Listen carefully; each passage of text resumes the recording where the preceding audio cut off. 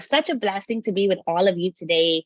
I am so grateful. I want to start this conversation by saying that to you and to really just thank each and every one of you for your commitment to our children, for your commitment to our nation, for your consistent dedication far beyond what many of us on the outside can see.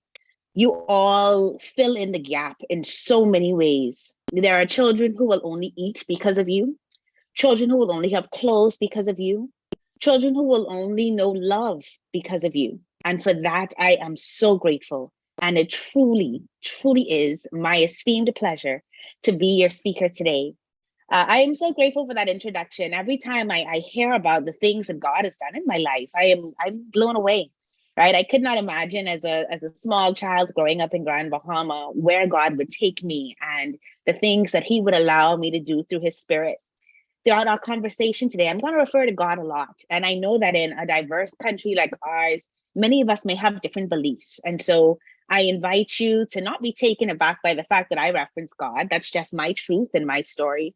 But to see where faith plays a role in your own life and whether you call that person Jesus or something else, to just know that the God that we serve, the greater being out there that I call God, is moving and doing some things divinely in your life and will do more if you would allow him access. I want to begin now by getting us involved, man. I like conversation. I like us to be engaged. And so I will start to share my screen. Yeah, today I want us to talk. I want you to share with me how you're feeling. I want us to get in a spirit of gratitude, right? Because gratitude does something to the mind. When we're committed to saying what we're thankful for, it allows us to shift our perspective. And the conversation, the theme around this year is the shifting of perspective. And so if you are with me, I would like you to just type in chat, today I am grateful for, right? And to think about something that you're grateful for. I happened to hear the minister speak earlier about the young lady that was just here a week ago in teacher training, looking forward to the future, who didn't wake up, right? And I didn't know her personally, but the story is so touching because it is so real for so many. So many people did not wake up today. So are you grateful for the gift of life? Are you grateful for breath in your lungs? Are you grateful for some sort of laptop or device to connect to the conversation this morning? What are you grateful for? Right? And even as you type in today, I am grateful for, I'd like you to type in, I am so blessed to be able to, right? So for me, I'm blessed to be able to speak with you. I am blessed to be able to have a voice that does that. I'm blessed to be able to have hands that I put into the camera every now and then because I'm so passionate about my joy.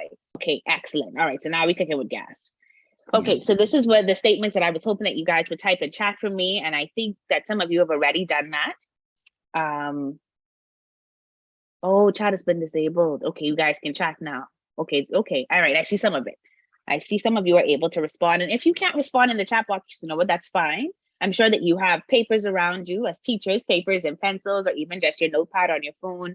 But the idea and the goal, as you all know as educators, is the more that we write something down, the more it lives and breathes for us, right? And so I just really like you to just take the time to type that in, to write that in somewhere as a reminder to yourself that, you know, this is the day that the Lord has made and we can rejoice and be glad in it. If at any point any other technical issues happens, please do feel free to interrupt. I see some hands are being raised. I'm not able to respond to those right now, but I hope that later on we can do so.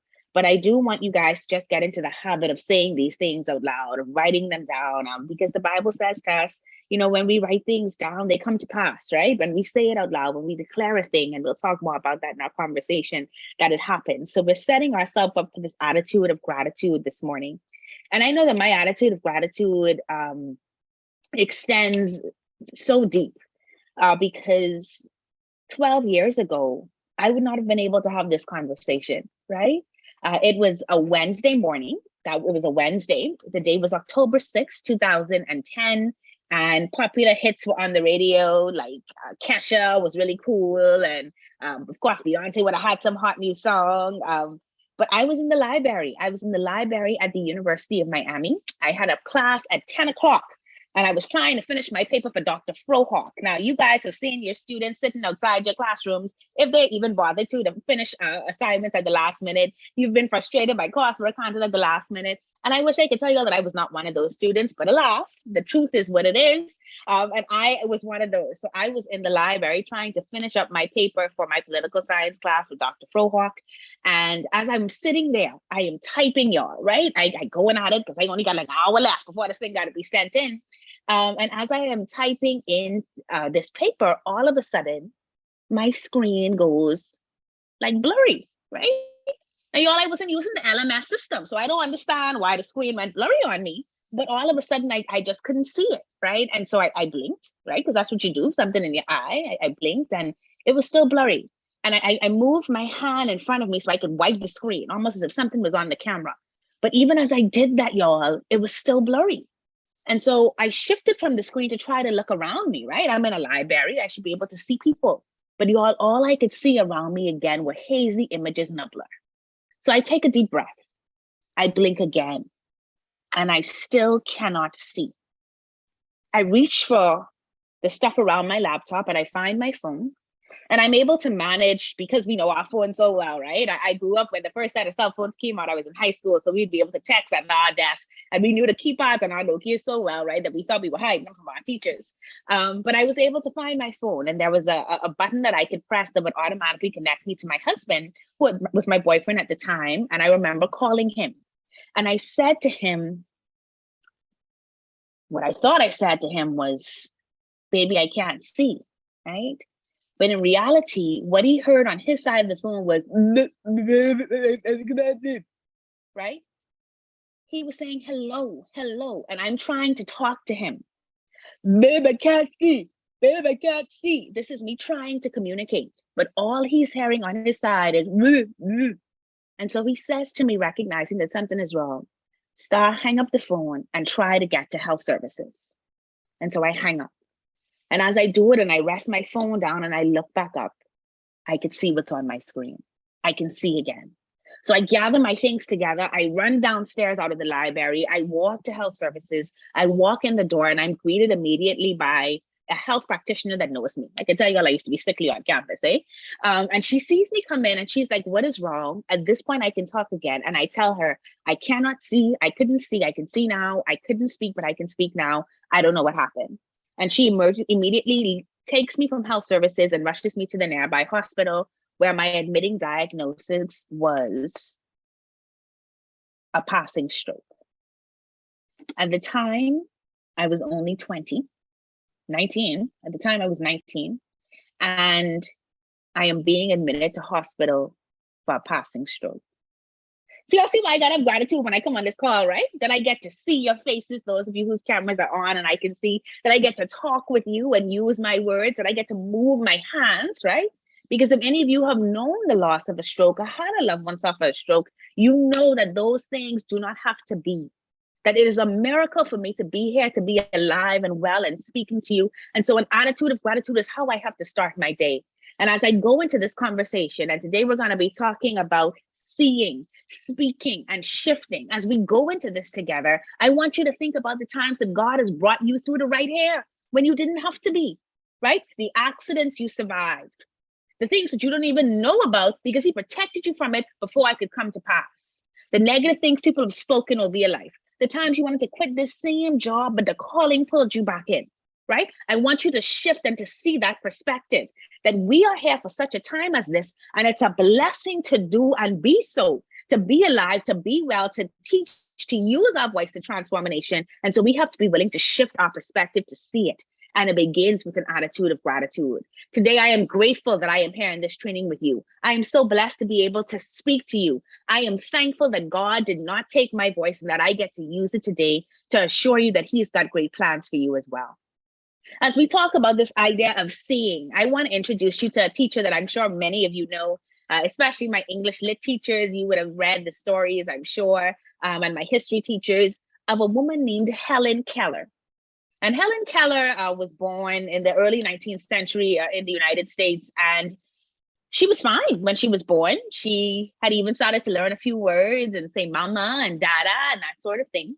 And then at 19 months, Helen got this very bad fever. And they didn't think that she would live through it, but she did. But coming out on the other side, she was not who she was before, amen? And so she could not see. She could not hear. And because she could not hear, she could no longer speak. The things that she'd been doing before could no longer happen for Helen. And this is why I give thanks, right? Because I'm on the other side of what happened to me and I'm still speaking and I can still see. Helen could not. And yet, God had great plans for her. Because of her parents' position and the fortune that they had, they were able to get a teacher that was straight out of teaching school to come in and to work with Helen. And so for all my new teachers, I want you to consider it a blessing, because what this teacher did, her name being Annie Sullivan, because she was new to the system, she had new and fresh ideas, right? And so she'd been trained in a particular way, and she thought that she would use that in her ability and her capacity to teach Helen. But in teaching Helen, she realized that Helen needed something a little different. And so I want to shout out all the teachers right now who allow creativity to thrive in their bodies, who understand that they ought to follow the direction and discretion of the ministry in accordance with their contract, but who also see the individuals as they are and come up with new and creative ways to teach them and to engage them. That's what Annie did with Helen. She didn't take on her parents and what her parents had to say, or the fact that her parents were upset when she did things a little differently. She focused on the development of Helen. And in so doing, Helen would go on to become a writer. This woman was blind. She couldn't hear. She couldn't speak. But she authored a book. She went to college. Because of her activism, she was able to change things for children in the United States, and therefore the trickle-down effect across the world, who were blind and who were deaf. Today on this call, we have teachers who are deaf. We have teachers that are communicating with our special needs and differently abled students. And these are the people whose lives are impacted by stories like Helen and Annie. Two random people from almost 100 years ago who worked together to make a change. Because of Annie, Helen might never have seen with the naked eye, but she got to see something different. And now I ask you, where are you blind? Where do you need to come to God and say, oh God, open my eyes and let me see?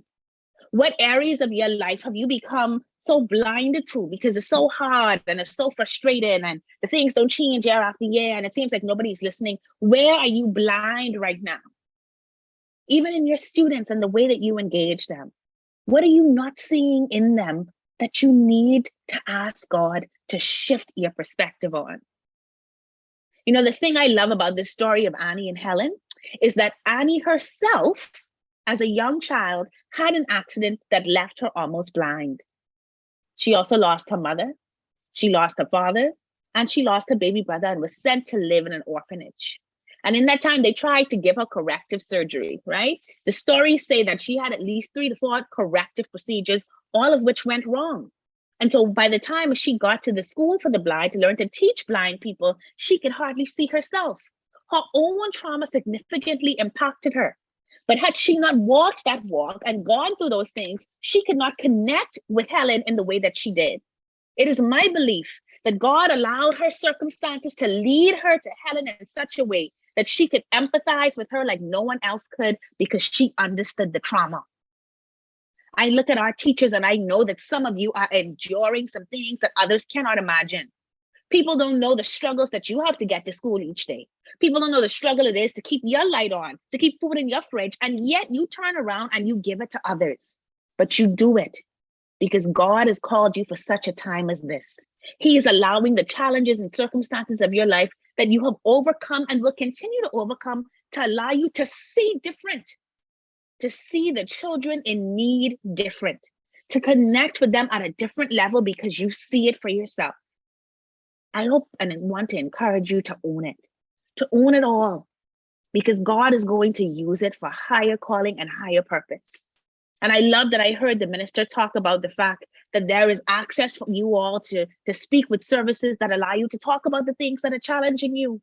In this nation, we need to begin our healing, and our healing comes with our transparency, our authenticity, and our ability to say, I am struggling, I am going through some things. I am challenged by the fact that my student died. I am challenged by the fact that I see violence in this classroom. I am challenged by the fact that I see these children and I know that they're hurting and I feel like I can't help. I am challenged in my home because my husband is getting on my nerves. I am challenged because I don't have no husband and I want one. I am challenged because these kids aren't listening to me in my house and they ain't listening to me in this classroom. How can we bring that to the fore and see it, as a way for God to use us as a blessing. That comes with the healing that is necessary only when we begin to see someone else. So I really want to encourage you to utilize that service from the ministry, knowing that process and talking, much like you teach in your classroom, comes from sharing, right? And will allow us to see things a little differently. The final point I want to make as we talk about seeing things is for us to remember how God sees us. You see, the enemy's plan for us is for us to see ourselves as alone, or to see ourselves as victims, or see ourselves as people who can't make a change. When he can embed a limited thinking in our mindset, when he binds us up and makes us feel like we are unsafe, that we cannot share, that we cannot be real, that the things we're doing aren't making a difference, he could separate us from the flock. And in separation and isolation comes desperation, right? And so it's important for you to remember that you are not alone, that all around this room right now are people who are going through the same thing. And yet God continues to lift them up. I want you to remember how God sees you. So that as you go into these classrooms and these children see you, their first examples of love, some of them, their first examples of caring, some of them, their first examples of genuine instruction, some of them, you will know who you are. Stand there as a beacon of light, unafraid to shine fully in the greatness that God has placed in you, and so allow them to see the same. God says you are the head and not the tail. He says that you are above and not beneath. And I hope y'all screenshotting this if you need it. He says that all things are working for your good because of the purpose to which he's called you. Now that could be hard to imagine, right? When the books ain't in the classroom and the desk broken and the teacher's lounge bathroom ain't working again. How is it working to the good, right? It is though, because it is preparing you. He's refining you like fire for the greater callings that are still to come in a life that he still has ahead, whether you're close to retirement or just getting started. He said it's all working for the good. So remind him of that, and then remind his spirit to show you how, so that you do not lose hope. And in those moments when you feel weak, you give yourself to him and surrender. And you remind him of his promise to you, that he said that you would mount up on wings like an eagle's and soar, that you are made strong because of your weakness, because it allows him to do a greater work. You all declare these things to him, remind him of it so that he can show you through it. And you can look back and say, wow, much less I do, look at God. And here is why, because he said it clearly in his word, that God is within you and you will not fail. That's how God sees you. And I hope that you would borrow those lenses that the Creator has for you, put them on your own eyes and see it for your children yourself, even on the hard days, even on the sad days. Now, you would hear me talk a lot about not just seeing it, right? But speaking it. And that's because speech is a part of this thing. We have to be willing and able to declare a thing, to make it so. Well, in that moment when I was suffering that TIA, I couldn't speak. I tried to communicate with my husband and it did not work. I'm laughing because I imagine that there's some people on the line thinking about communicating with their spouse now. And even though they talk in clear English, the communication may not be there, right? But we laugh through it, and hopefully your relationships will grow through it. Even in our own circumstances around education, you and your fellow teachers, you and your leaders, I'm sure that there are barriers. You think you're speaking, and yet what is being received or not being received at all is not working out, right? So that's how it was for me in those few minutes when I couldn't speak. Now, y'all need to understand, I've been a child talking since I was 3, right? I gave the graduation speech for my preschool at 4. My teachers, because they couldn't get me to stop talking in their class, put me in National Arts Festival since I was young. So speaking is my life, literally. This is what I'm still doing with it. And so in those couple of moments when I could not share with my husband, I was desperate. I was terrified because this is my voice. The enemy likes to take your voice, man, right? If he can mute you, if he can make you quiet, right? Then he is able again to separate you. So I want to ask you, what are the things you're being mute on? What are the changes that you know need to be made, but that you're afraid to speak up about? What are some things that you're holding back and not necessarily doing it in a way where you're degrading people or gossiping or being mean, because those aren't the types of speech that have the spirit, right? But what are some things you need to be more bold about? What are some things, not even outside of the school thing, in your own personal life that you need to be declaring, that you refuse to be mute about any longer? I want you guys to consider that, because it is a blessing to be able to speak and to communicate, whether you are using your words or you are using your hands in sign language. One of the greatest speakers of our time, and many of you would know her well, is Maya Angelou. And the things that this woman has achieved and the life she's lived has been one that is so full and so rich, right? And it's a reminder that God can use anybody, anywhere, who's done anything to be great. Maya suffered at the hands of an abuser when she was young.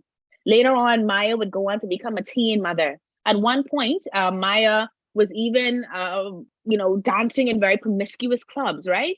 She lived a full life, and yet she went on to be a teacher and a professor and an educator. She went on to have best-selling books. She went on to get the American Presidential Award of Freedom, right? Like, she was Oprah Winfrey's mentor. And we know that from Oprah's come Tyler Perry, right? And so this chain effect has happened from her life, but she was once a girl who was raped by a man at 6 years old.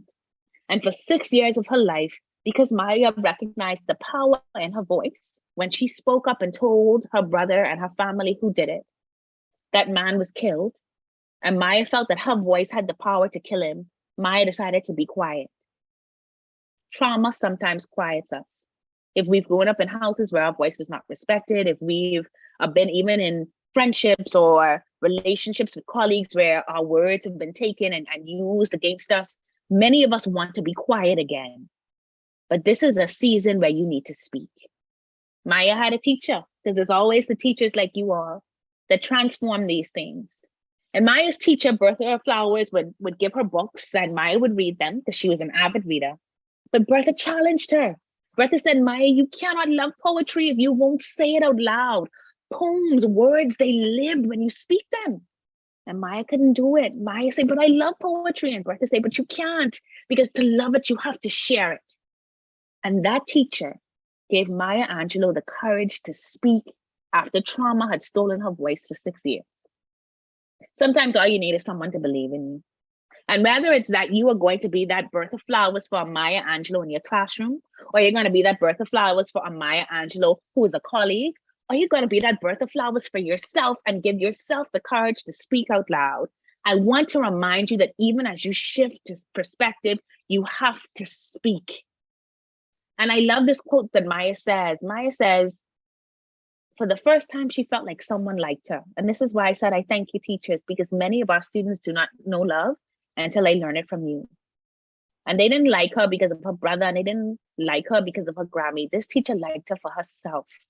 I want to employ you as much as possible. And I know it's human nature to maybe favor some people, to dislike some people a bit more, even children, right? But just human, and it's real. But the best year of my academic life came when I had a teacher like the one Maya had. Her name was Miss Cambridge, and man, Miss Cambridge liked me, man.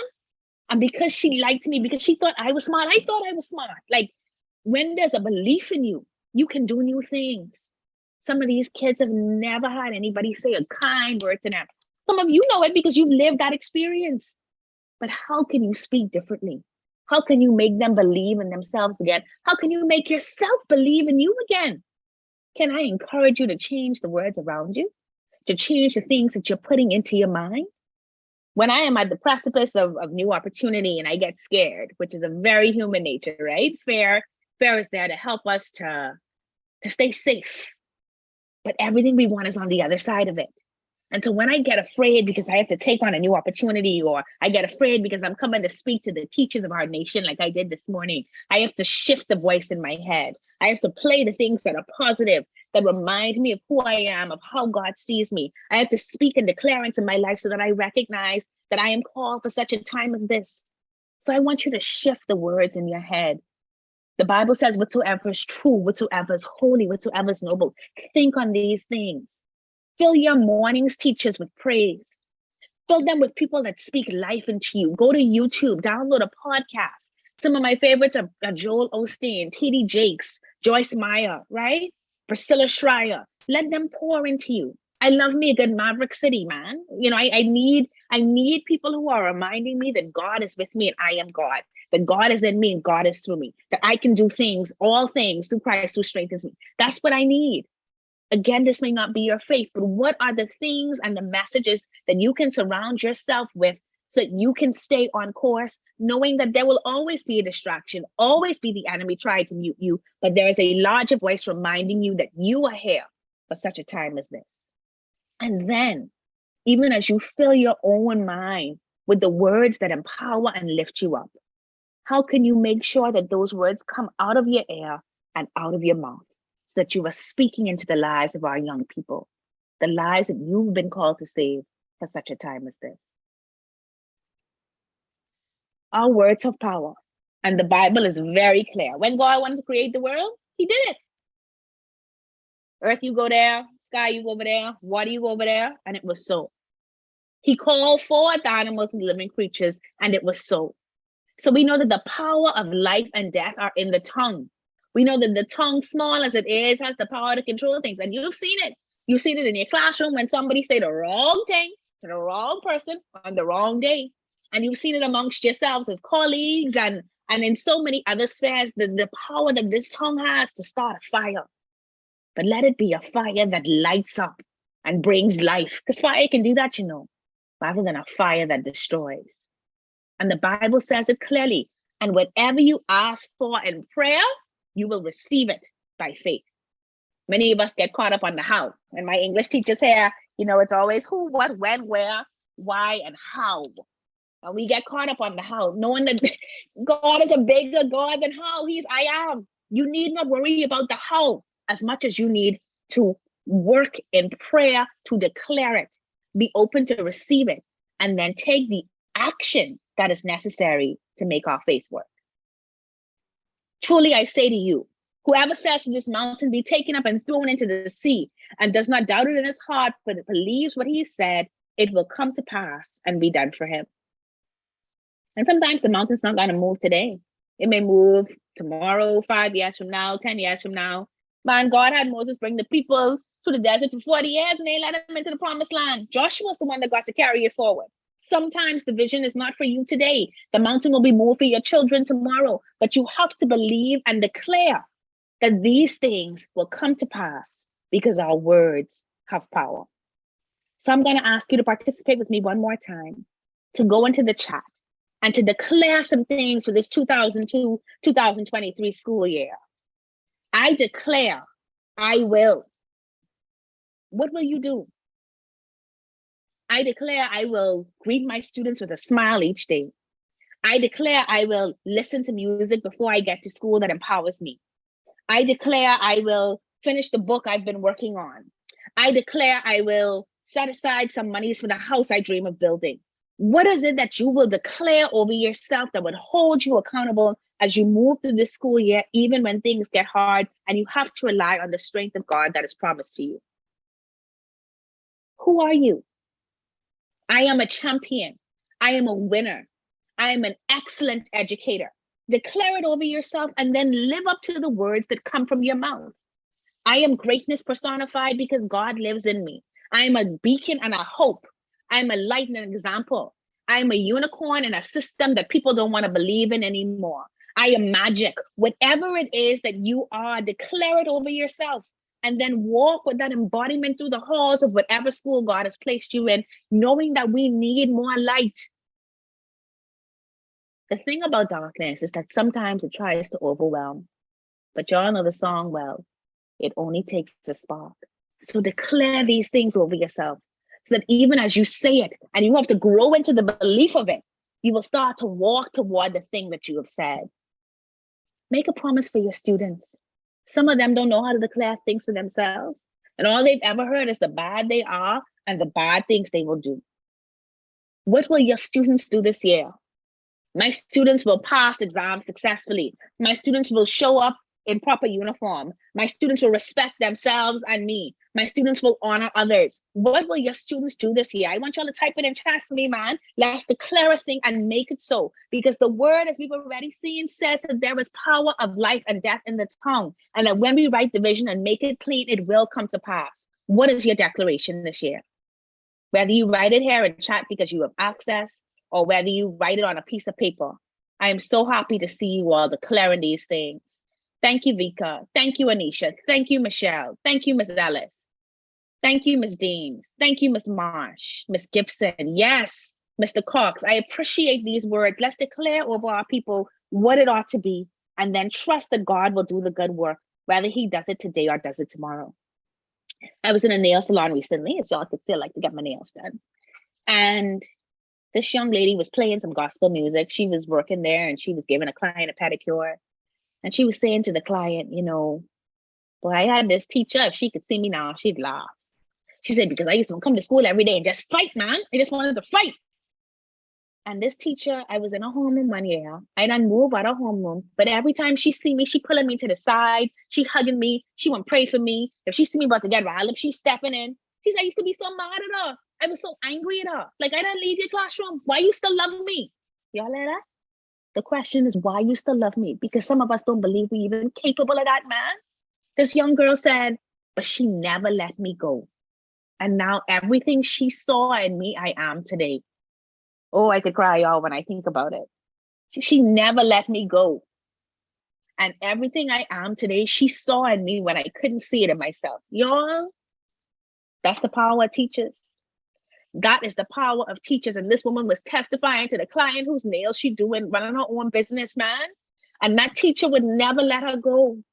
God will never let you go. And he gives you the power to hold on to these students as he holds on to you.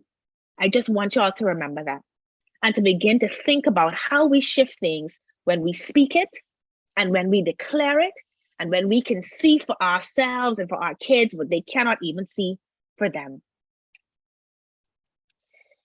Who's reporting y'all gonna believe, man? A lot of people have counted our education system out as when the public is always the talk about the D average and there's always somebody complaining. And I can only imagine how difficult that must be as a teacher, knowing what you give, knowing the effort you put into decorating that classroom, the lunches you serve, the children that sleep by you because they can't go home to their own house. I can only imagine, right?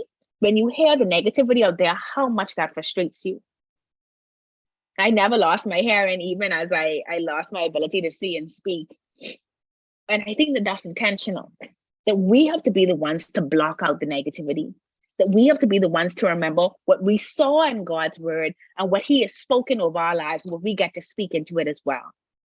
I told you guys that when I was admitted, and you can look right here and see it, that my admitting diagnosis was a transcerebral ischemia, which of course is a TIA or a passing stroke. You guys look right here by this arrow, you'll see where there's a little asterisk. And this asterisk is there right next to my discharge and final diagnosis because they're not sure. The doctors couldn't say with certainty what happened because you see, when you have a stroke, there's evidence on it on a brain scan. They can scan it and see, okay, this is the area that's been impacted. This is why this has happened. There was no evidence on my scans. So they had to put an asterisk there because they didn't know what happened. And see, that's the beautiful thing about serving a miraculous God, that he will do things in your life when the people got to put an asterisk there because they don't know what happened. They don't know where the miracle comes from. They don't know how all of a sudden all your students are doing so well. They don't know how all of a sudden, even though you're facing the same circumstances that you've been facing for all these years at C.R. Walker, you walking around with a different attitude, right? They don't know how, even though you and your husband might have had fallen out, or you and your wife might have had fallen out, you still coming into the school smiling. They don't understand how, even though you lost your mommy, or you lost your daughter, or you lost your son, that you still going ahead and thriving. There's an asterisk there because the miracle of God is on your life. And they don't need to see it in the scans. You just need to be able to feel it and to know the difference. To know that you were blind and now you see. That you couldn't speak and now you can't shut up, right? Because the praise of God is on your lip because he has done a wonderful thing. So whose report will you believe? Whose report will you allow the children in your classroom to believe? The negative things said about them or the things we were reminded of today when we see how God sees us and the power that is in our tongue to command our life and what comes into it. Woo, y'all. Somebody type in chat, let them see the asterisk. Let them see the asterisk on your life and stand in awe and the power of God, who says, greater is he that is within you than he that is in the world. Greater things that he will do than you can ask, conceive, or imagine. The asterisk is on your life. And because the asterisk is on your life, let the asterisk be on this nation. that people cannot fathom or imagine the turnaround over the next 5 years, right? Not just in our education system, but in how we treat each other, how we speak life into each other. That 15 years from now, the history books around the world will look at this little nation and we start looking at Singapore and they looking at the Bahamas and saying, wow, look at how the Bahamas has transformed, first in education and then in all other facets of life, because there's an asterisk on that nation that we cannot explain. But we know, because we were in this session, that we did some things differently when we started to see ourselves differently and we started to speak up differently. Oh man, I declare the asterisk over y'all. I really do. And I want to declare the asterisk while going back to this picture. And y'all, this was not my teacher, but she's an example of what can happen when somebody sees you, right, and speaks to you. I had a teacher named Miss Tucker, and Miss Tucker had this haircut, right? It wasn't, this woman haircut ain't even as fresh as Miss Tucker on, right? Miss Tucker had, I used to call it the saucer, because it was like the asymmetrical, late 80s, late 90s bob to the side. And Miss Tucker was always fresh up here on red lipstick, just like this lady. She used to wear hoop earrings, gold chains, jewelry. And one morning I was sitting in Miss Tucker's class, y'all, and it's something about Wednesday mornings and me. Wednesday morning I had a stroke, Wednesday morning I was in this class, 1996, I'll never forget it. And I am sitting there, I don't know who gave me the audacity or why I thought I had it, but my head was on my desk. Big reading class going on, I'm in grade 2, with my head on my desk. Man, I don't know, Miss Tucker catching me dread, because I really thought she wasn't gonna see me. But Miss Tucker saw me with my head on my desk. And I tell y'all, Miss Tucker had this swagger. And, truth of the matter is, Miss Tucker had a voice that kind of like, it also had some swagger, right? Like, I truly believe, like, this who Miss Tucker could have been. She could have been like MC Light. She could have been Salt and Pepper, because she had that vibe. But she decided to give it up to teaching, like many of you, right? Giving it to teaching. And Miss Tucker called me out. She made me stand up in front of that class, hold that book, and read out loud. And as I attempted to read the words on that page about that little white boy building his house with his little dog in the woods, I realized that I couldn't do it. At the end of that session, at the end of that school day, I begged my daddy to take me to the library and to get me some books. And by the end of that summer, I was reading 4 to 6 chapter books a week. Babysitters Club, Sweet Valley High. I was only in grade 2, but I was writing on Sweet Valley High, because in that moment, Miss Tucker showed me that I did not want to be somebody that could not stand up and read. And now I'm a best-selling author and I speak for a living. Miss Tucker probably wouldn't go down in my list of favorite teachers. I think Miss Cambridge took that one. But I will never forget Miss Tucker, not just because of the swagger and the hair and the jewelry, but because she made me so uncomfortable that it transformed how I saw myself and what I wanted to do. Miss Tucker would go on to become that teacher that talked to us about setting goals. And so I learned about goal setting in the 5th grade and how we achieve them. She'd be the one to open up conversations and discourse about how we treated each other and how we shared. And I'll just never forget Miss Tucker, because she made me uncomfortable. You see, when we talk about seeing ourselves different, speaking some things differently, the shift will happen not just in you, but around you. People may become uncomfortable with you and who you see yourself as. Your students will become uncomfortable because they might never have had experienced that much light in their life before. But on the other side of this comfort is the promise. On the other side of this comfort is who God is calling you to be. On the other side of this comfort is the best-selling author, is the speaker, is the transformer, is the people and the teachers that will change this nation. So I encourage you to be uncomfortable. To be uncomfortable enough to see yourself different, to be uncomfortable enough to speak some things differently, to be uncomfortable enough that you are willing to shift, and those who can handle the shift will come with you, and those who can't, God will bring them in their time. But to know that the time for you is now. So I want you to keep this in your mind as you make this shift and see some things differently, and some people on this call don't agree. That people are often unreasonable and self-centered, but you got to forgive them anyway. That if you are kind, people may accuse you of ulterior motives, but be kind anyway. If you are honest, people may cheat you, but be honest anyway. If you find happiness, woo child, the people that may be jealous, but be happy anyway. Be good and do good, even though they may forget tomorrow, but you do good anyway. You can give the world the best you have. And some of y'all are doing it right now in our education system, giving the very best you have. And it may still never be enough.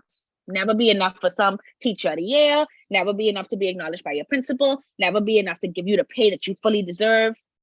Do good anyway. Give your best anyway. But you will see that in the end, it's between you and God anyway. It's never been about the rest of them. So I want to end today with this story. And you may see here, I asked some of my friends to just highlight some of the teachers in their lives who've done some great things for them. And I don't know if Miss Demetra Roll is on the call. She was a teacher down there in the East of Doris Johnson. I don't know if Miss Patsina Smith from, she used to be at Freeport Primary, if she's on the call. Angela Larimore, many of the people who work in San Salvador, you may know her. And these are just some of the people on my Facebook. I say, pour out a blessing for our teachers. Thank them for being in your lives. And they talked about how you changed their lives, right? And you can see it here as well. Demetra Roll mentioned again for how she just inspired her debate students. And there was Miss Elliott over at Mary Star of the Sea. And there was a Geraldine Roma at St. John's College. So many people, I'm sure, with so many more stories who just want to say thank you. But I want to end by thanking you and telling you the fun story of two people who went to heaven. One was a billionaire. You know, he'd done some things differently. He didn't go into teaching. He became a billionaire. And he was a Christian. And the other one was a teacher. And she was a Christian. And they both died on the same day, and they went to heaven. And heaven was a little backed up that day. I guess a lot was going on. So St. Peter invited them to get into this carriage together, right? And he said, I'm so sorry. We're a little backed up. But we want to get you to these mansions that God has for you. So if you guys would just hop in together, that's going to work for us. And so they start to drive. And heaven is filled with all these different types of mansions, right? You got 10 stories and 5 stories and these huge, huge, expansive mansions. And these are really big. And as they come around the bend, St. Peter says to the teacher, oh my goodness, Miss Roll, I am so sorry. I am so sorry, Miss Roll, that we passed your house already. I'm going to have to turn around and go back. Would you mind if I just drop this guy off first and then I come back to you? Miss Roll is a teacher, right? She know about patience, working with the union, getting the union and the Bahamas agreement together. She know about patience. So she said, that's fine, St. Peter. I'm good. I'm just going to be right here waiting. We can drop this gentleman first. And so they leave this area of these huge estates and big, big mansions. And they go to where the houses are still nice, but a little more meager. And the billionaire guy says to St. Peter, I'm sorry, excuse me, slightly confused. Why the house is smaller here than back there? And so St. Peter just laughs. And he says, oh, we're on the way to your house. You'll see it soon. So the guy is sure that St. Peter must have made a mistake. And at some point, the houses are going to get bigger. But instead, the houses get smaller, y'all. And finally, they pull up to a beautiful but modest home.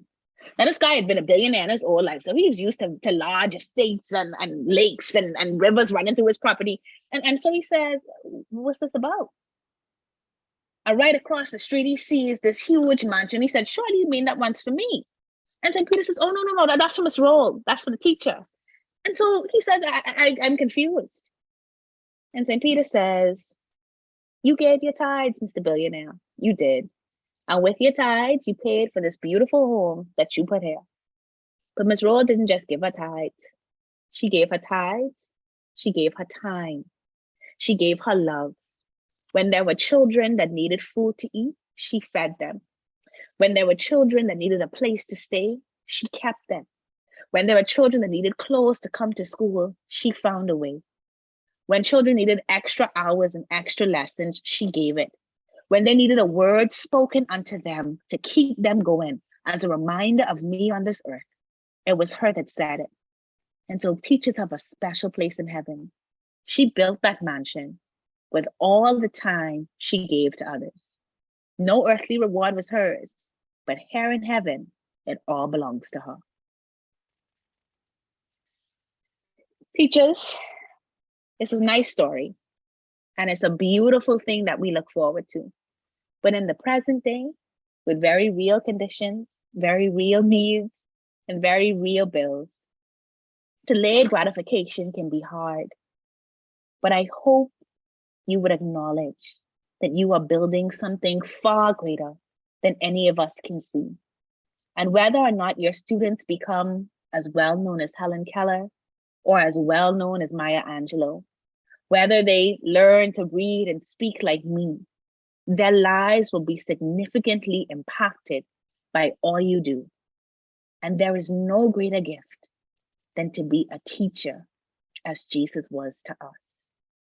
May this year be blessed for you. May you take the words shared today and reflect on them. May you lock them up in your hearts and in your minds and use them on the moments when it's toughest.